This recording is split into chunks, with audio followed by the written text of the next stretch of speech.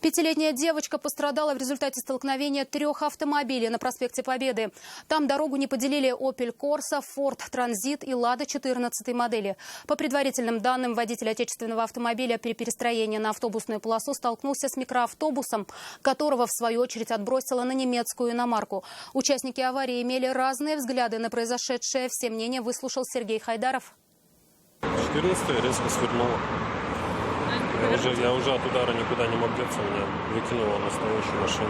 Всю ответственность за произошедшее водитель микроавтобуса возлагает на шофера Лады 14 модели. По версии мужчины, в момент, когда он ехал по автобусной полосе, его слева зацепил отечественный автомобиль. После касания Ford отбросила на Opel Corsa. Немецкая иномарка только выезжала со второстепенной дороги. После удара она отлетела на дорожный знак. С таким мнением водитель, управлявший Ладой, был не согласен. У мужчины был совсем другой взгляд на происходящее. Вину свою признаете?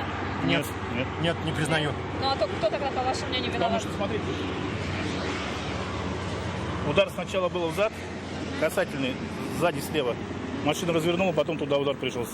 Кто прав, а кто виноват, участники ДТП на месте так и не решили. Вероятно, восстановить полную картину произошедшего поможет камера видеонаблюдения, установленная на заправке. Возможно, помогут и показания водителя, третьего участника аварии. Кроме всего прочего, в момент происшествия в салоне Opel Corsa находилась и пятилетняя пассажирка. Прибывшие на место медики госпитализировали ребенка. Ну, там ребенок был, да, в машине. Сильно как вообще? С ушибом увезли. Степень вины всех участников аварии определится после того, как установят диагноз пострадавшей. Сергей Хайдаров, Нафиса Минязова, Наиль Абдуллин. Вызов 112.